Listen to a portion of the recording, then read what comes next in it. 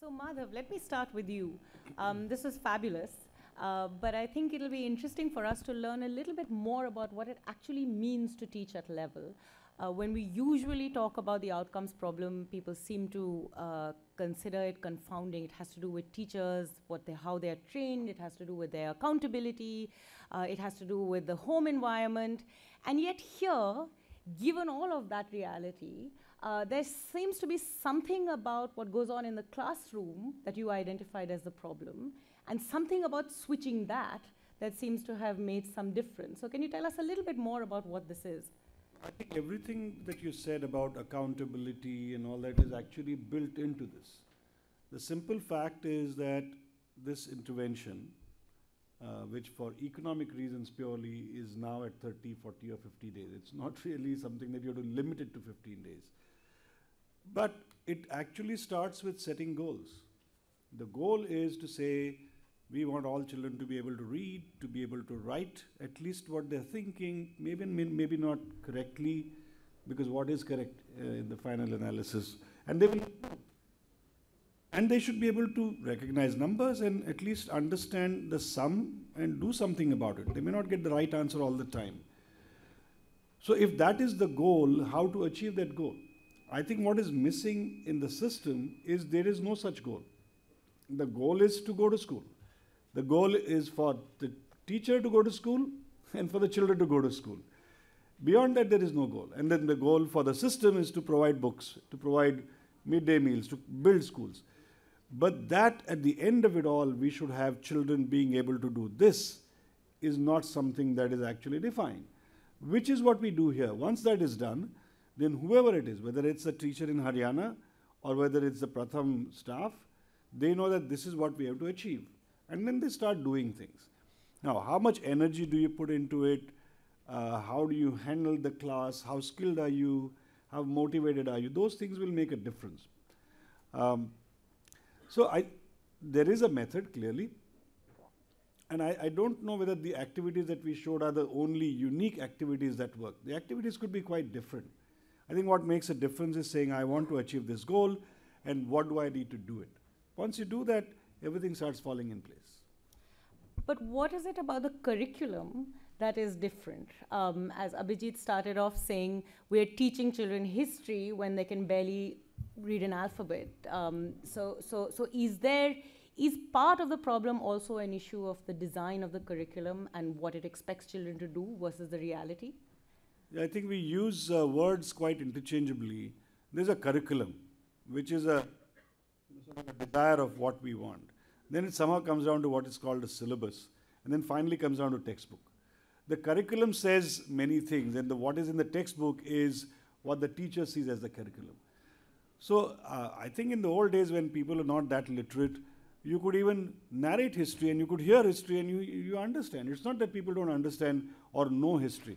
Here the objective of our education ideally is for the child to be able to become a learner who can access information that is written, should be able to process it and think about it. Now, what we are doing here in the system today is that some percentage who will learn to read and move forward. Whether they will think or not is another matter altogether. So, you can teach history. This is different. It's not about teaching history. Here, in the system today, you give the textbook, you say, okay, open lesson number 3, and I'm going to read. And some children will be able to read, others won't be able to read, and I read it out and say, have you understood? Okay, now write down the answers. I write down answers on the blackboard, those who can copy. Actually, we found that many children can copy very well. They may not know exactly what they've done. A lot of the times, children's handwriting is better than their reading. So, whatever you do in the class is what the child learns. So here now what we are doing in the learning camps and teaching at right level interventions is saying go through this process of saying something, writing down, reading it, process the information in your mind. Have you written it correctly? Now what do you need to change? Where is this number? Where is this word? I think that itself is a very interactive sort of process without being digital, but it's very interactive. And then children learn many more things. One of the things that we have not measured and probably don't know how to measure as yet, and perhaps the digital technology will help us do that, is that the level of confidence of children grows so high, it's incredible. Now, Rukmini is usually the best storyteller we have here, and we started getting feedback. So wherever these learning camps were held, the new Pratham staff that went there, the brand new ones, the young fellows who had just been recruited, and they started going to the villages where these learning camps were held, and the little kids started saying, don't worry, we'll teach you how to do this. So, and this is actually true, because the kids had learned all the activities and how to do them. When the new guy came, he did not know. So that confidence level we are not measuring. So in this process, even if some children have not moved, let's say to the story reading level, they may have moved higher. The other thing is in Uttar Pradesh, the baseline was so low. If you saw the numbers, 80% children in 3rd, 4th, 5th grade could not even read simple sentences. But if you go to, and it's a huge population. It's in one village or in one school, the population is large. In most of the rest of the part of the India, let's say forget Bihar for the moment, in the other parts of India, the schools are smaller, the classes are smaller, villages are smaller, and in many cases the baseline is not so bad. Where the transformation can be much better, bigger, that's like the animation that we showed. So it's not the curriculum. We are focusing on the skill of doing things, saying them, reading them, writing them. Once that is all put together, the child is ready to work. In fact, we are planning now that after these 30, 40 days or 50 days of intervention, where the child begins to read and write and knows what to do, how do you take the next step of processing that information and then saying, now what do I do with this? And that is much more fun. That is something that Usha Rane, where is Usha? And her team are also working in many parts of India now. We are trying to experiment that. In 1 year's time, we'll have another RCT ready for Abhijit and company to do. And then by that time, we'll try to get Nandan's team to work out how to digitally figure out whether the child's confidence has grown or not. I think we should be able to do that. From the even recording levels, the sound quality of the child changes. The way the child is looking at you, camera, smile. I don't know, maybe we should record selfies of these kids to say, are they more confident or not? So those things will be important. So you've run this in Haryana for about a year. You did these camps for about 50 days in Uttar Pradesh. You've had similar experiments in other parts of the country. What happens after? What happens when these children get integrated back into the classroom, when this program, when the camps stop? Abhijit, what are the lessons from the work that you've done that we can learn from this? I think Madhav is much better. Actually, Usha, Rukmini, there's so many others who are better. See what happens, and this is a question that a number of us, including our supporters from the United States, Dini, and others who raise a lot of money for Pratham, do ask. So what happens? This is the point. This is the change that we are now going to go through. What we've done so far is said, okay, we can show that within a period of X number of days, the child learns to read, or maybe reads to learn, up to a point. But then we don't follow the kid for the next few years. So it's back to the system, and whatever the system does, so whatever we may have done for a couple of months or a year may get wiped off. Now the question is, how far are we going to do? We are a non-governmental organization. We are not running schools. So how will this change?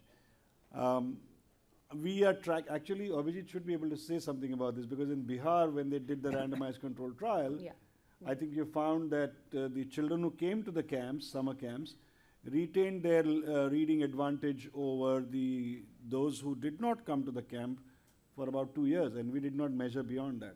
So there is something that is retained, that is definite. But can you build on it? Can you do better than that? Now that is where, as I said, we are moving towards trying to see how we can actually build on those advantages. I guess one thing to add, in Bihar, one of the things we had, so in the Bihar program was, if you like, a bit like the UP program, except that the volunteers who worked with them worked after school. So it was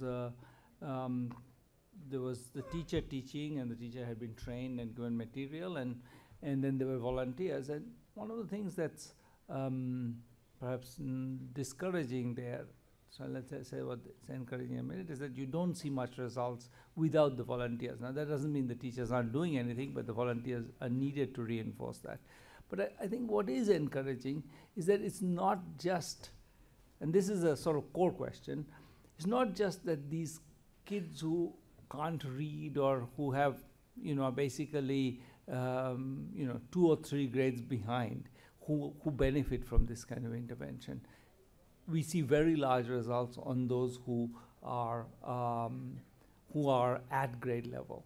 So the improvement, the scope for improvement is everywhere. It's not that the people who are at grade level reading or who can read are at the margin of knowledge. So, and I think at all levels, I think the system pays, too little attention to the child's aspiration. And so when you are more responsive, when you sort of try to see what the child would like to do, I think you get gains at all levels. A related question, you mentioned, Madhav, that this does a lot to the children's confidence. In places where you've experimented through the system and teachers have been applying this method, what has this done for teachers' confidence, teachers' understanding of what happens in the classroom, and linked to this question of what stays after, does what teachers learn from this stay over time? I think there are 2 parts. One, again, I'll refer back to what Usha has been doing in Maharashtra, Usha and her team, of course. We started a pilot program like this in Maharashtra 2 years ago. It should have been statewide, but it didn't go for simple decision reasons. Somebody said, we can't do it now, or some delays in decision making as are there in government systems. But there was a pilot in 3,500 schools in 35 districts of Maharashtra, and the feedback was the teachers were saying, we like it. And the next year, the government said, we'll take it to scale. And instead of starting in July, it started in December. That's again delays of the system, and these are avoidable delays. But what we've found, and what I keep hearing from the team, is that now the teachers who were in the pilot before said that, look, in December, last December we started, and we continued till March, but after July we had continued teaching the same way. And they were leaders in the training when it went to scaling up. And that, I think, has to be credited to the system saying we are going to scale up next year. They didn't let go. In Haryana, this happened. We got the results and the system let go. The secretary also changed and they said, okay, we don't want to do this, we do something else. So this should not be the flavor of the season. If the system believes it and says that this is what we think is going to work, then the teachers will stay with it. Otherwise, the memory of the institution, whether it's the government or whatever, or the teacher, fades. Oh, those were nice days. We did, nostalgia type of thing that we actually taught and the children learned very well and we were so happy. And this is like how we talk. And that has no value. And the teachers also, when you ask them today, so we've interviewed many people, teachers from Bihar. Now, Bihar has been doing this Gunvatta, Mission Gunvatta for the last 2 years. By now, all children in Bihar should have been reading. But, the system goes up and down. So when you put them in front of the camera, depending upon who's asking the question, teachers will say positive or negative or neutral. Generally, people say positive things. Indians are very nice people. Right? We don't like to say bad things about anything. Why would anybody say, oh, these Pratham fellows are useless? So everybody says this was nice, this was good, and this did this. But you go back 6 months later, if the system has let go, they're saying, yeah, but I'm a government teacher, I have to do exactly what the boss says, and it's gone. So it is about somebody saying that there's value in it, and we should persist. And I think that makes a difference. So why did the government of India, until the Planning Commission changed its direction in 2012, why didn't the government of India touch this? Even today. So after the Planning Commission said learning outcomes are important and not only for first and second grade, what we find today is Padhe Bharat, Badhe Bharat Oh no, what is Padho it? Bharat, Badho Bharat. ऐसा है क्या? Okay, so padhe is a wish, padho is a direction. Yes, padho. Aap padho. That's a change in the government. Okay, so when you talk about it now, again, the government of India, when it talks from Delhi, it says focus on first and second for reading and math, and 6th, 7th, 8th science. Then all states will follow exactly that, and they will not touch 3rd, 4th, 5th. Why would you do that? There are 1.45 million teachers in India. No, schools in India. 1.45 million and 4.6 million teachers in India. These are real numbers. I hope I'm right. I'm saying real, they're right. Are they right? Vilima Wadhwa? Or you're only percentages? She's only saying percentages. No, these are 4.6 million teachers in India. Now, in those 4.6 million, and this is only government schools, not even talking about private schools. When the teachers are going to school every day, if you can't see with your eyes that children can't read and can't make sense of what they're reading, should you not say, first thing, 2 hours every day, make sure your child can read and understand? That's a very simple direction. What the government of India has picked up from what we do, I think, or maybe they've thought of it independently, is in the 1st and 2nd grade intervention, they've said 2.5 hours to be given for basic reading and math every day. For 1st and 2nd. Why not 3rd, 4th, 5th? And that's mind-boggling that somebody in Delhi decides that's what you're going to do, so everybody follows through. I think that doesn't make sense. Now, what we have to do, और हमारे partners सब आए हैं, थोड़ा सा हिंदी में जाते हैं, we are trying to see, हम लोग चाहते हैं कि आप लोग इसको हमारे साथ में उठाएं, हम लोग आपके साथ काम करेंगे. कि let's go back to the school level. Without the so-called Pratham people going, teachers can do it. Why can't they do it? If a Gram Panchayat can decide, that the village head can decide, कि I want my child to be able to read, why can't it be done? Let's go back to that. We know the method, we know the technique, it's rather simple. Can we do it? And then the governments, I think they are in a mood to change. I think these are matters of planning, matters of saying, what is my priority? Just because I as a bureaucrat cannot handle more than 3 things, I will hold back everybody else. Why? Because I don't have bandwidth. But what is the teacher's bandwidth? There's no band. Sirf band baja barat. But yet, there is a role for volunteers. And Abhijit, I was struck with what I think you just said, that in Bihar, the volunteers played a very, very important role. And there also seems to be a difference both in the approach between Haryana and Bihar, and between Haryana and Uttar Pradesh, and also in the magnitude of success in some sense. Are there lessons here in terms of what happens when the system gets involved, even if it does so very, very briefly, versus what happens when citizens get involved and do this in a more sustained way? You know, I wish I knew.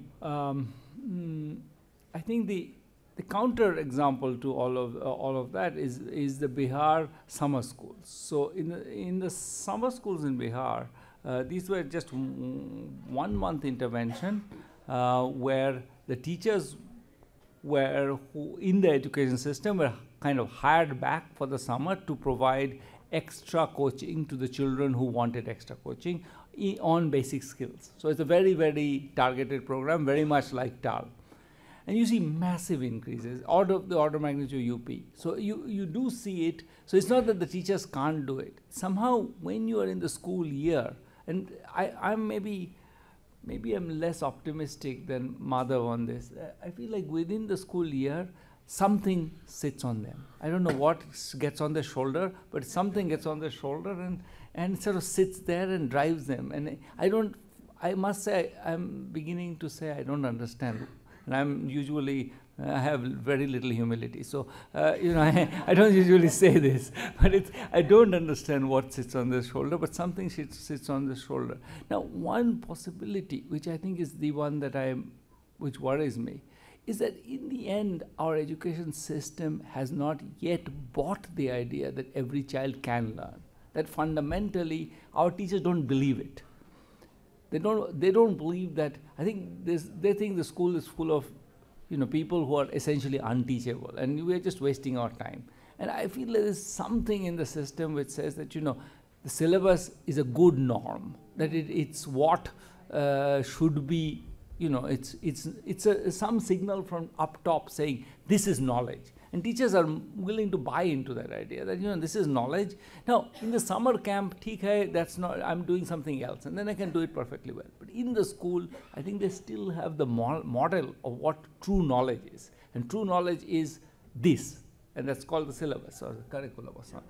And that, I think, sits on their shoulders. And I think this sits on their shoulders in a way that makes it very difficult for them to do anything else. That I find is a depressing hypothesis, but I do think that they, in the end, if you give them a choice between every child being able to have some basic skills and true knowledge being imparted, they'll go for true knowledge. That's my real fear, and that's why I'm very excited about, you know, the work that Rohini was talking about, because that's, in a sense, takes the teacher out of it. Because I feel like the teachers is going to take 4.6 million of them and get them to do anything different, God knows. Get them to do anything different and get them to think differently. One of the things that we've noticed a lot in conversations we've been having with teachers is that when you talk about the outcomes problem, it has to do with everything except the process of teaching and the dynamic inside. And what struck me about the conversations we've been having in Bihar, and I'd be curious to hear what both of you have to say about this, is the time period when this camp and mission is happening, when you're teaching differently, when you're focusing inside the classroom. Everybody acknowledges, perhaps because India में हम बुरी चीज़ें नहीं बोलते, but सब लोग कहते हैं बहुत बढ़िया था, ऐसा और होना चाहिए, उस समय के लिए बच्चे बहुत पढ़ सके, बहुत सीख सके, आगे बढ़े. तो आज आप ये क्यों नहीं कर रहे हैं? क्योंकि हमें फॉर्मेट भरना है, माँ बाप बच्चे के बाल ठीक करके नहीं भेजते हैं, RTE में डिटेंशन नो डिटेंशन पॉलिसी आ गया है, इस वजह से बच्चा कुछ पढ़ नहीं पाता, हम कुछ उनको ठीक से सिखा नहीं पाते. So there seems to be almost a cognitive disconnect, despite having gone through the lived experience of teaching at the right level, experiencing the positive outcomes of that. When it comes to how you think about the problem in your day-to-day, you fall back on some notion of what you know and maybe some notion of what you say is the perfect syllabus. How do we break that? Carrot and stick. The carrot is actually, I mean, funny. Sometimes a dead horse, carrot, stick makes no difference, right? Or dead ass, actually. What is happening here is, you can, and we put up the numbers there. In the last 7-8 years, the number of children going to government schools has actually declined while we hired 1 more million teachers. And these million teachers went into really backward areas of UP, Jharkhand, Bihar, not UP, Bihar, Jharkhand, and so on. So net, you came down from 133 million children to 121 children. And that's going to keep on declining. Now, you should be really worried about the death of a public school system. And it's literally, you can see it dying. And the biggest fear with some of the young teachers should be that I won't have a job, whether actually that will happen or not, because this is employment guarantee. You know, so you will not lose your job, you may be pushed somewhere else, but not actually lose your salary. But the real fear will be when children stop listening to the teacher. When, let's say, the app comes in and if the child can learn to read everything without the teacher being involved, or and we are trying some of these things. When children start learning by themselves, when an adult is not required, the adult is going to feel completely left out, as I sometimes feel left out in the ASER process. You know, so they only come to me at the end saying, do you want to see the data? Earlier, I used to be there in the thick of things, in the middle of things, but now nobody, they've given me a little office to sit in, and nobody comes to me and nobody invites me to anything that's going on. So when you just show me the data eventually, okay, that I'm supposed to bless now. But the process is so good that I don't have to look at it, put it that way. But you feel left out, and the teacher can actually feel left out. We've started doing this where, without the gadgets as yet, a group of 4 or 5 children is asked, why don't you just read, once you've learned to read and say what you understand. And they say, we got it, now what next?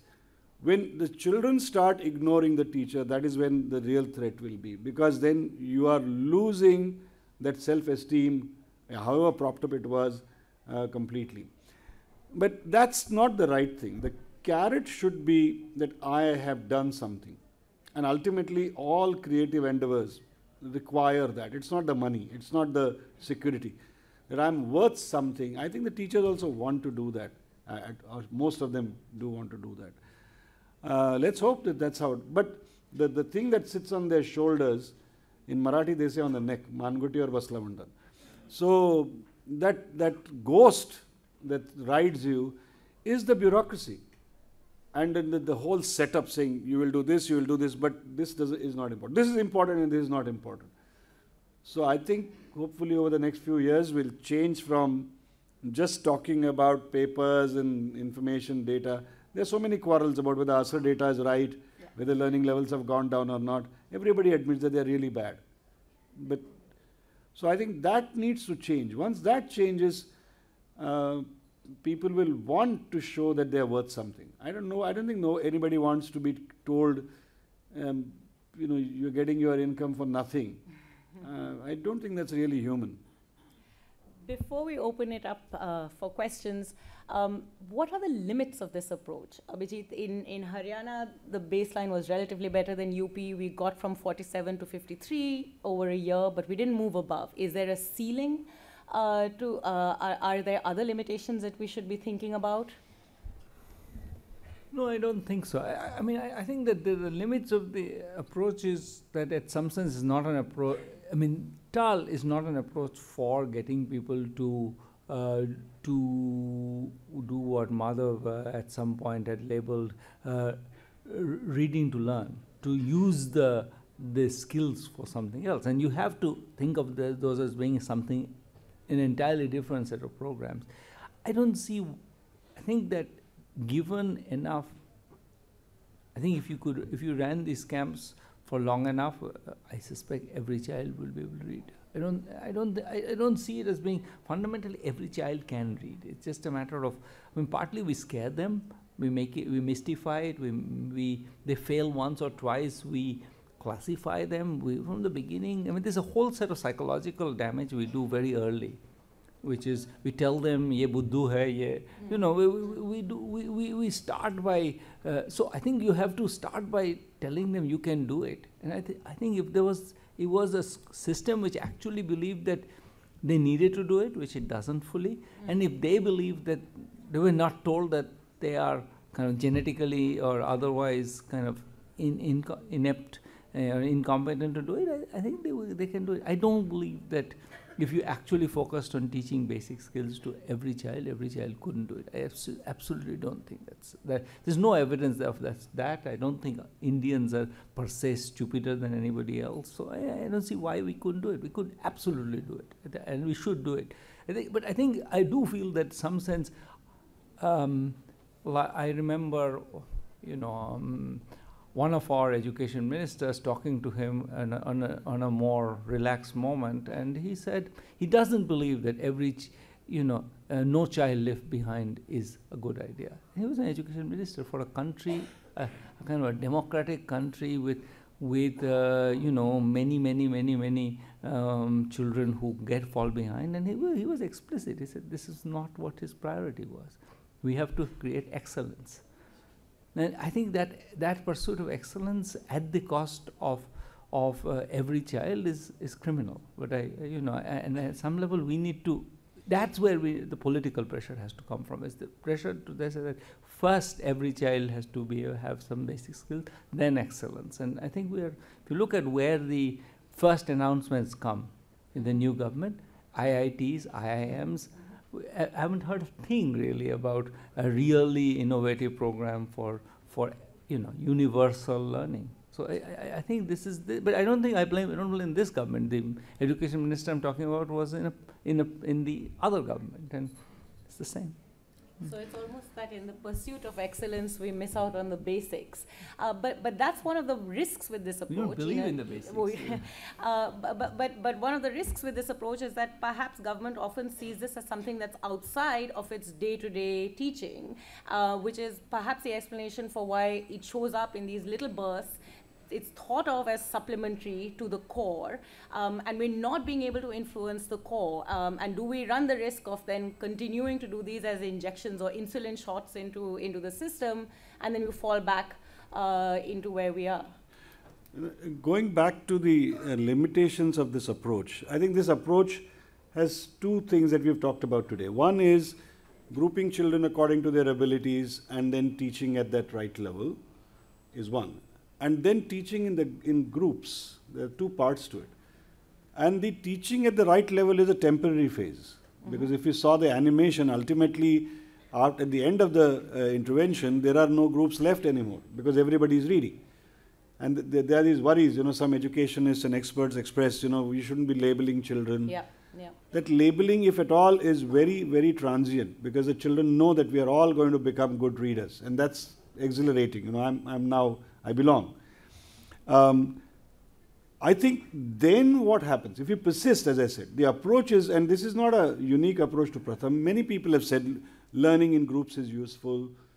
Once you do that and say, okay, and this has been discussed widely internationally, that you have to change the power structure of the classroom, where the teacher holds all the power and teacher decides and teacher tells you and you write down. If you change that to children learning by themselves, learning in groups, once they're fluent in reading, they can think. Once they start doing it, you are open to excellence and your level of people in excellence can be much bigger. So I think this is where you have to persist. This is something that no government has followed and we have not done it. So one of the things that we have, Pratham had a strategy meeting recently, and what we've decided that we are going to do this to show how far this method can go. If you persist with it, not 1 year, not few days, but if you work with it for 3 years, what will happen? Can you bring out a student product that is completely different, qualitatively? Can we do that, or are we just saying it? In which case, then you can actually say that this is the strategy of learning for schools, which is well known but not accepted in India.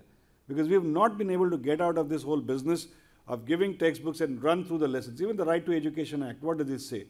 The teacher shall complete the syllabus within prescribed time. What does that mean? Yeah. What is this? Yeah. Penal code? What are you talking about? So I think that attitude change, whoever wrote that, like my cousin came and said, were you sleeping when this house was built? It's like this, what were these people doing? What were they thinking when they wrote this in the Right to Education Act? You got to move away from that completely. And that strategy, once that is there, then there's no limit.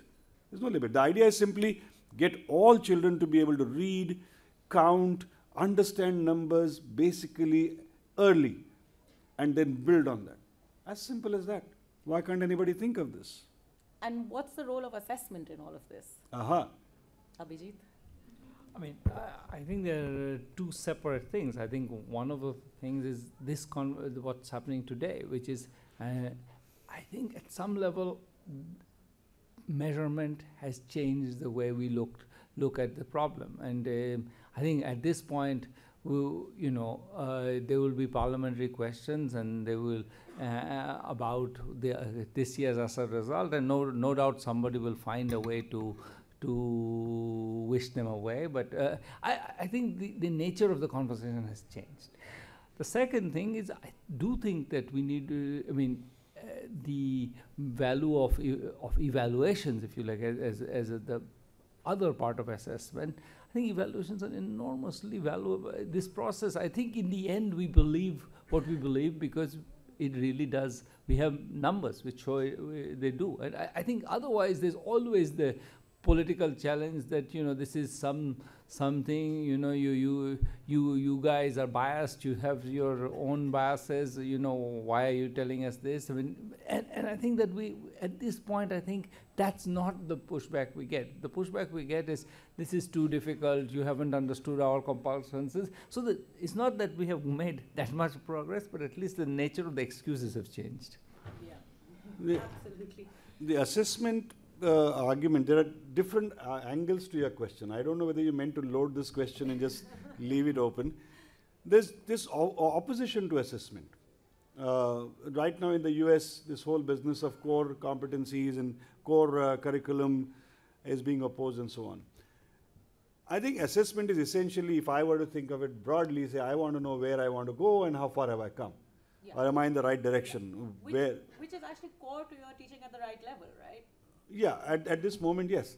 But if you take the broader argument with the government, now people are going to the other extreme. And I'm told that ASER results, people are interpreting as saying, hence there should be examination, and this whole thing about all pass policy is not right.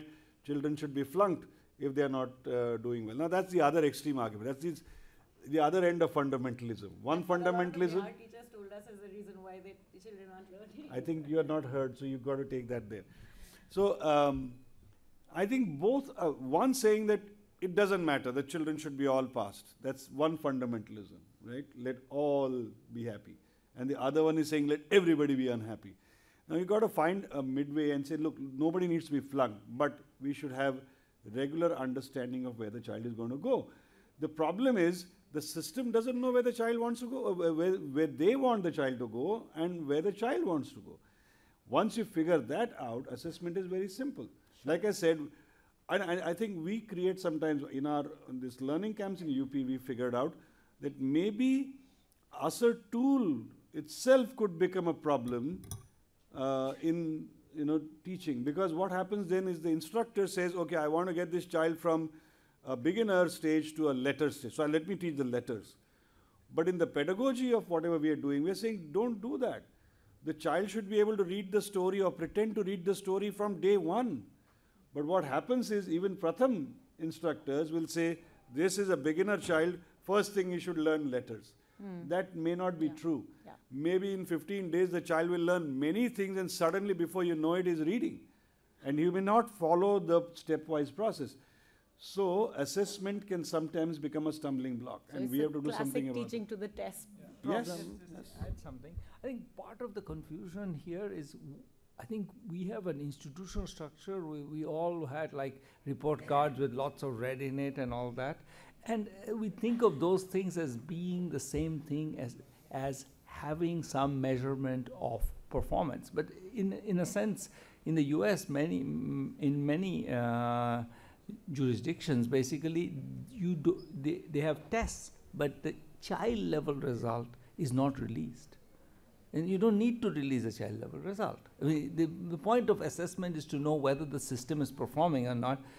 The internal assessments, if you want, which don't need to go to the parents, don't need to be used for penal purposes, can be used for identifying what the child needs to know. But I don't think those things need to be related. I think there's one part of what we're doing is saying, look, you may think you're doing a good job, but you're not.